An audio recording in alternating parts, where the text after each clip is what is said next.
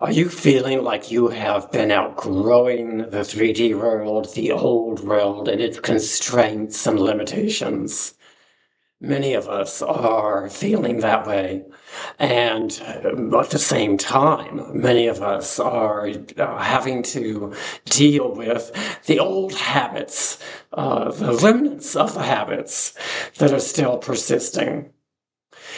I'd like to share with you a quick story about how the angels brought this to my attention recently. It was such a gift from the angels. I was just pulling my keyring out of my pocket, about to enter the apartment building where I live, and a couple of quarters fell out. One of them landed in the grass, and it was really hard for me to find. So I was just searching for it and even using my hands on the ground, and couldn't. After 30 seconds, I was about to give up, but then I thought, well, what if the gardeners come with the lawnmower and it sort of damages the mower? So I ended up persisting for a bit. Within 60 seconds, I found the other quarter, and I was just putting them in my pocket, and I noticed that my keyring and my shopping bag, I just shopped and gotten a couple of items from the store. I noticed that they were sort of together. So I sort of like tried to pull this out. I didn't know how they became tangled while I was looking, but And then I realized that somehow or other, the shopping bag was in the keyring. And I had not opened it. I had been totally focused for those 60 seconds totally focused on finding the keys. So I realized at once that the angels had done it. And later I realized that they hadn't really, this is very difficult to open. They hadn't opened this.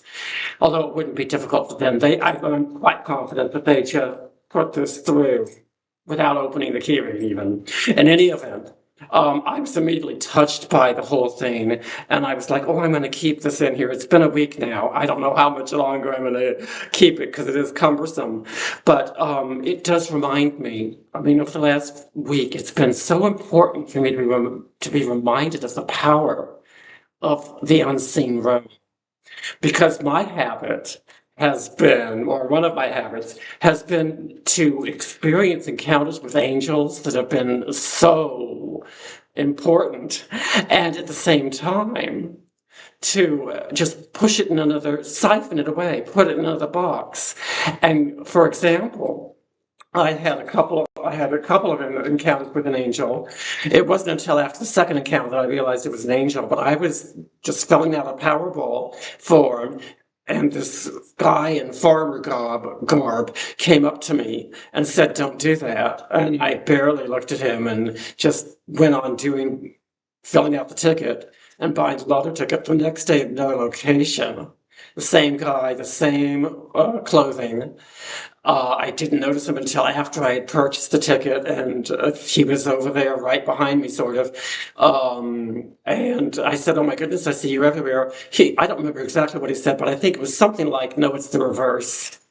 And then 2 minutes later, I realized what had happened, that it was the guy just showing up to let me know it's important, the angel showing up to let me know it was important.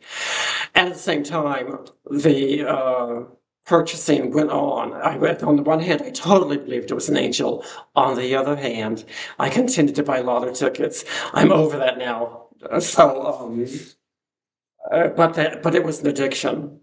And the thing is that if I had been in reverence about and just being in awe about the power of the unseen realm, maybe if I had just merged the angel experience with the rest of my life instead of siphoning it away as, yes, I believe in angels, but it's just a different thing. If I had brought them together, I think it would have given me much more of a boost in terms of being able to right then and there let go of that, to obey the instructions, the holy instructions. If I had had reverence and awe and just really allowed that to inform me instead of it didn't make a dent in my real life behavior from day to day.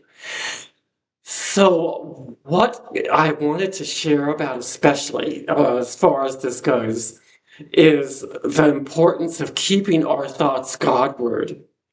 And when we have thoughts that are not in line with helping us to be connected with our true self, we need to release those thoughts and replace them with thoughts that are all about unity with our true self. There are lots of books out there that discuss this, and the one that really speaks to me in a beautiful way is A Course of Love. It tells us to dedicate all of our thoughts to this union, to this unity with our true self. Chapter 5 is devoted to our thoughts. So if you want to find out more, I recommend A Course of Love, Book 1, Chapter 5. That's all I have for today, and I look forward to the next one.